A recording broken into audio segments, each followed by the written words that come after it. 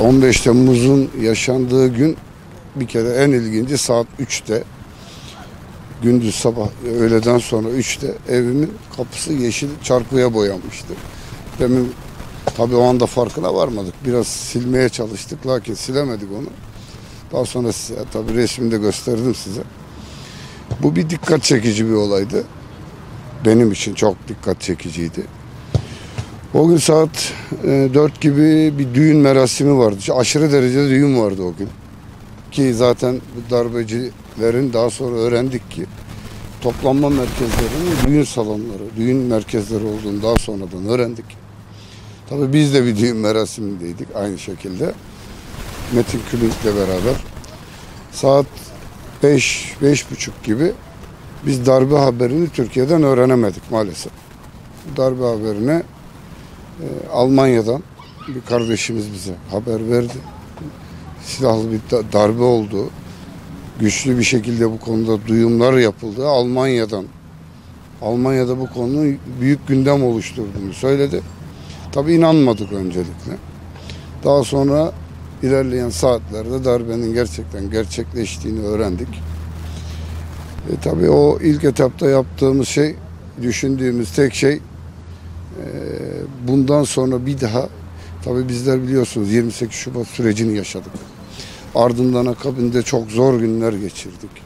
Ve bunu demokratik bir ülkede yaşadığımız gerekçesiyle demokratik yollardan bu sıkıntıların giderilmesi için mücadeleleri yaşayan bir nesiliz, jenerasyonuz biz. Ve bunun silahlı güçler tarafından elimizden alınması bizim için ölümle eşdeğerdi. Bu ölümle eşdeğerliği yaşamama adına ikinci bir defa yaşarken ölmektense direnirken ölmeyi tercih ettik ve yollara çıktık. Türkiye'de darbenin ve kalkışmanın başladığını bize bildirdiler. Nitekim zaten bir saat sonradan tankların Boğaz Köprüsü'nü kestiğini öğrendik. Yani bir saatlik bir dilim ki zaten dediğim gibi Metin Külünk o saatte onu öğrendi ve tevafuk, tamamen tevafuk. Biliyorsunuz havaalanı ve il binasının işgallerinin önlenmesi noktasında Metin Külünk'ün çok büyük çabaları vardı. Avrupa'da herhangi bir olay olduğu zaman bilirdim ki bu Türkiye'de bir şekilde bir sinir uçlarının harekete geçiren bir organizasyon diye bunu hep kuram şeklinde düşünmüştük. İngiltere'deki öğrenci olaylarından sonra mutlak bir şekilde bunun Türkiye'de veya Orta Doğu'da bir coğrafyada harekete geçme mesajı olduğunu konuşuyorduk kendi aramızda. Lakin bunu Avrupa'nın şekillendirdiği ve özellikle tabii bunun Almanya'da duyulmasının sebebi, Almanya biliyorsunuz Amerika'nın şirket devleti. Yani Amerika herhangi bir Orta Doğu'da hareket yapacağı zaman üst olarak önce Almanya, ardından Türkiye'ye bunu bizden daha önce duymaları gayet normal. Tepkimizde zaten bunu düşünecek şeyimiz de yoktu. Evet. Tek düşündüğümüz vatanımızı, milletimizi, bu aziz milleti, bu coğrafyanın bir daha asker postallarıyla, tank paletleriyle ezilmesine müsaade etmemekti. Tabii o arada ilginçtir tabii. Annelerimiz aradı. Hepimizin annesi aramıştır mutlaka bizi. Evladım işte uzak durun, işte hakkımızı helal etmeyiz tabii. Anne yüreği bu.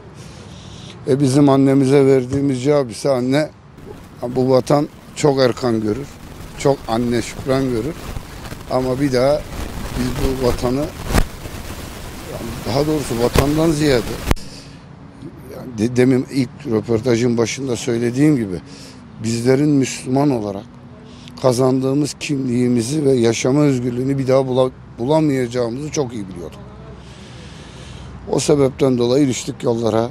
Mücadelemiz başladı bir şekilde. Bismillah dedik. Tabii bu arada İsveç'ten Abdülkadir Aygan abimizle sürekli telefonda, çünkü uzaktan o günün en ilginç olayı benim için, yurt içinde kesinlikle irtibat kuramadık. Birçok dava adamı dediğimiz, yani bu darbenin yapılma sebebi olarak gösterilen insanları biz Türkiye'de muhatap olarak bulamadık. Yani siyasi işte nedir bu? İşte ilçe başkanlarıdır, milletvekilleridir, siyasi bürokratlardır vesaire. Bu insanlara ulaşamadık. Özellikle de sosyal medya her ne kadar kıssak da bizim elimizde olmasa da ciddi manada sosyal medyanın o gün yönlendirmesi bizim için çok iyiydi. Çok faydalı oldu. Yani camilerden, minarelerden sela okunması belli bir saatten sonradır. Toplum bu konuda ciddi manada bence yanlış yönlendiriliyor. Bunu söylemek zorundayım. O gün bu darbe yapıldığı saatten, bizim duyduğumuz saatten 11.30'a kadar liderimiz Recep Tayyip Erdoğan'ın halkı sokağa davet etmesine kadar olan bir kopuk zaman var.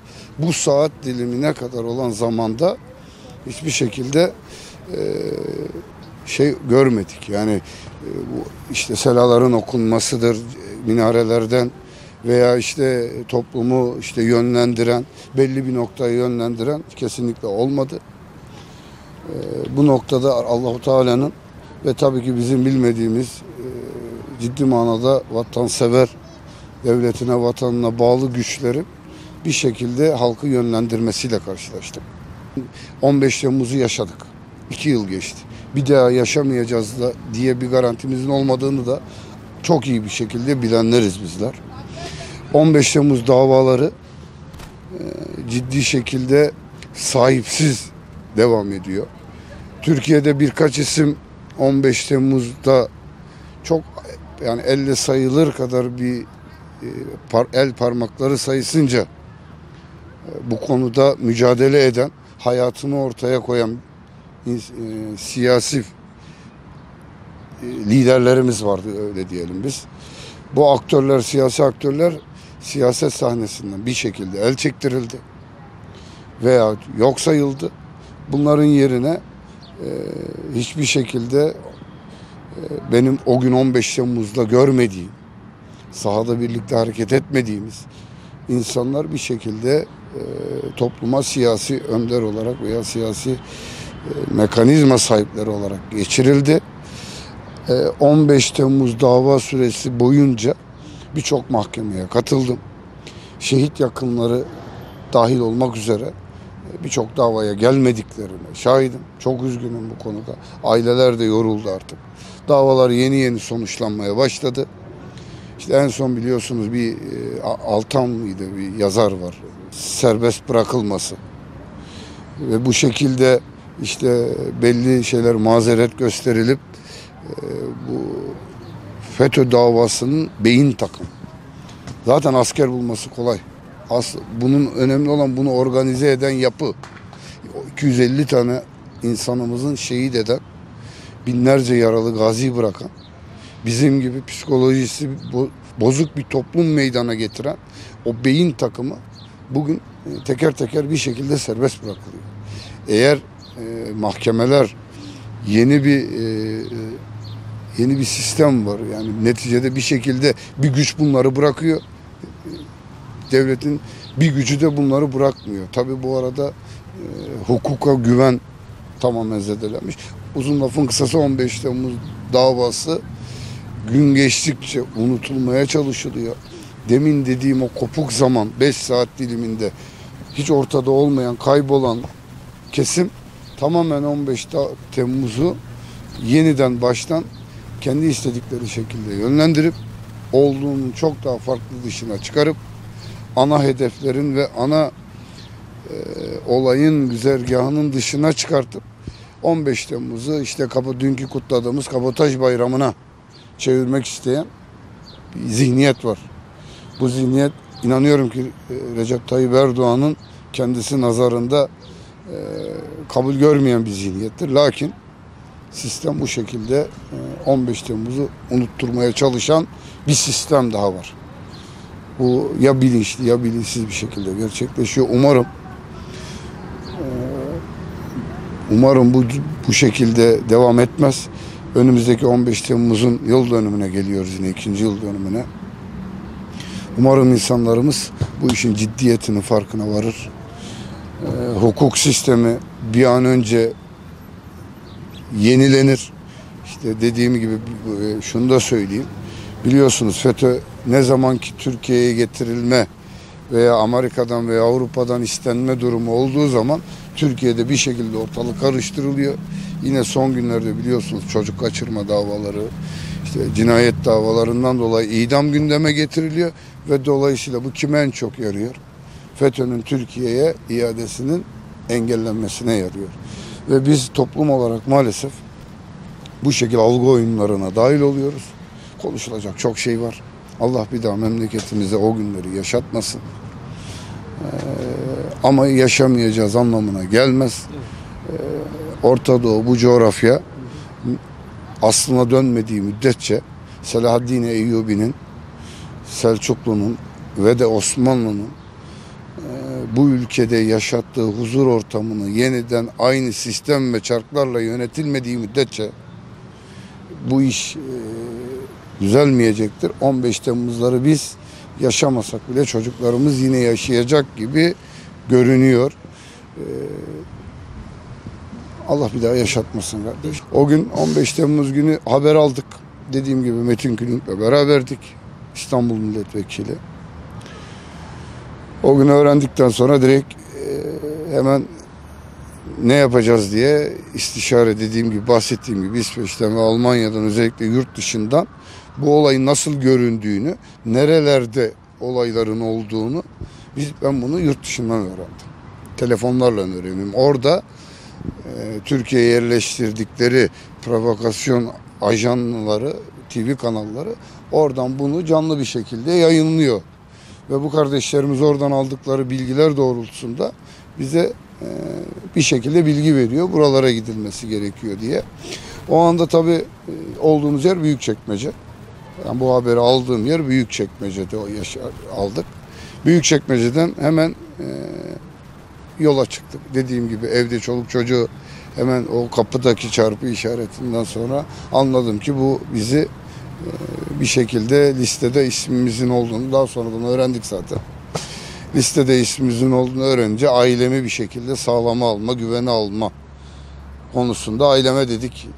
Hemen arkadaşı çağırdım, dedim alın çocukları, burada yakın Sazlıbosna köyü mü var, oraya götürelim dedik. Tabii nitekim ailemiz gider mi? Gitmez tabii ki. Akşam bir baktım ki sokaktalar onlar da.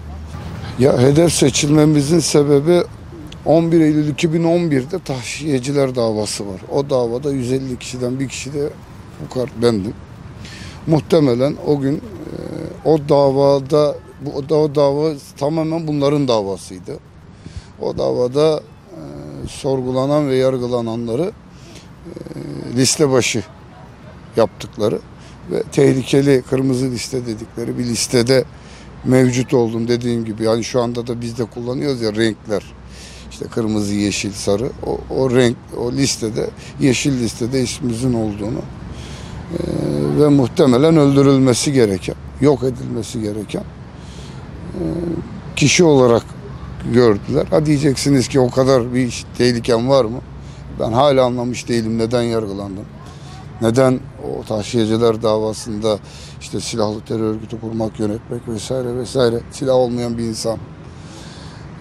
Onu düşünürken bunların bizim fikrimizi tamamen silah olarak gördüklerini ve tehlikeli olarak gördüklerini ondan sonra daha net bir şekilde gördük. O gece tamamen yani bireysel olarak hiçbir şey kimse yaptığını iddia edemez. O gün toplum Allah'ın bir şeyiydi. Yani bir bakıyordum işte, bir bakıyorsun işte toplumu emniyet binalarının etrafına yerleştirme. Bir taraftan kamyon dorseleriyle havaalanına insan nakliyesi. Biliyorsunuz metrobüs burada. Burada metrobüs darbenin yapıldığı saatte tamamen şoförlere anahtarları alınmak kaydıyla, bu da unutulan bir şeydir bu arada, hatırlatırım bunu da. O gün metrobüsler seferleri durduruldu. Araçların anahtarı alındı ve araçlar servis dışı bırakıldı. İnsanlar havaalanına vesaire reisten önce bunlar olan şeyler. Büyük bir kaos vardı. Yönlendirme yoktu. İnsanlar ne yaptı? Bunu doğal olarak yaptı. Yani reis havaalanına çağırmadan o havaalanına nakil işlemleri kamyon dorselerinde. Buradan o harfiyatçı arkadaşlara selam olsun. Yani beğenmeyiz toplum olarak genelde. Ve o gün işte o seyri sefer olaylarının ayarlanması, toplumun oraya nakli, kapanan yollar bilinçli şekilde kapanmıştı. Havaalanı kavşağı vesaire. Oraya giden insanların yönlendirilmesini ve yönlendirmesini mümkün olduğunca yapmaya çalıştık. Ama bireysel olarak değil, bu kendiliğinden gerçekleşen doğal bir olay olarak yani bunu yaptık. Sabaha kadar tabii 3 gün boyunca tabii darbenin birinci günü geçtikten sonra bölgedeki bunu da tamamen inisiyatif olarak kendimiz inisiyatif aldık yaptık. Bölgedeki FETÖ yerlerinin kaldıkları burada bölgede ağırlıklı bölge biliyorsunuz. Yani Güzelce'den şu Büyükçekmece Beylikdüzü'ne kadar olan bölge FETÖ'nün yuvası. Hala da öyle. Bu yuva içerisinde işte bunların yurtları, karargahları, kullandıkları birimleri özellikle askerler çünkü kaçmaya başlamıştı. Onların kaçtıkları yerlerin belirlenmesi noktasında çalışmak. Şehit olan arkadaşlarımıza Allah'tan rahmet diliyorum. Kalan gazilerimize Allah sabırlar versin diyorum. Lakin 15 Temmuz davaları boş geçiyor. 15 Temmuz davaları bir şekilde sulandırılıyor. Ne kadar kabul etmesek de, ne kadar bunu kimse dile getirmek istemese de 15 Temmuz davaları büyük davalar, çok fazla yargılanan var. Bu davalar mevcut hukuk sistemiyle ciddi manada sulandırılıyor. Korkarım ki aynı Ergenekon davaları gibi bu davaların sulandırılıp yarın bu içeride yatan vatan hainlerinin kahraman olarak dışarı çıkması bizi endişelendiriyor. Benim en büyük endişem bu. Eğer bunu göreceksek bu büyük bir toplumsal kaosa sebep olur. Tamamen ayrılmaya sebep olur. Bunu durduracak bir devlet gücü de yok. Çünkü toplum bunu kabullenecek pozisyonda değil. Ve dediğim gibi son olarak da şunu diyeceğim. Her FETÖ'nün her Türkiye'ye getirilme, Amerika ile belli bir adım atılması aşamasında Türkiye'de sunni gündemler oluşturuluyor. İdam getiriliyor. Biz çok iyi biliyoruz ki o idam yasası geldiği zaman ilk asılacak olanlar bizleriz. Şu anda benim 11 Eylül'deki davam, 2011'deki davamı E-Devlet sayfamda hala açıkta görüyorum. Beni yargılayan hakim, bana suç isnat eden savcı şu an Gürcistan'da kaçtı. Cihan Kansız. Hakim de şu anda Silivri cezaevinde yatıyor. İsmini vermeyeyim. Ama ona rağmen o dava hala sistemde görünüyor. Yani her an bir geri dönüş şeyi toplumun genelinde özellikle 15 Temmuz mücadelesini veren ciddi manada bu yolda bedel ödeyen arkadaşlarımda bu korku var. 15 Temmuz davasında şehit olanlar şehit oldu. Allah mekanlarını cennet etsin. Gazi olanlar gazi oldu. Yanlış unutulmasın. O gün hiç yara almadan sabahtan akşama kadar işine gidip çalışıp bir ay boyunca o gece dahil olmak üzere vatan müdafasında olan insanlar emekleri ve çabaları unutulmaması gerekiyor. Yani anlatmak istediğim topyekün toplum olarak bu 15 Temmuz'un hiçbir şekilde unutturulmaması temennim. Bu benim en büyük temennim.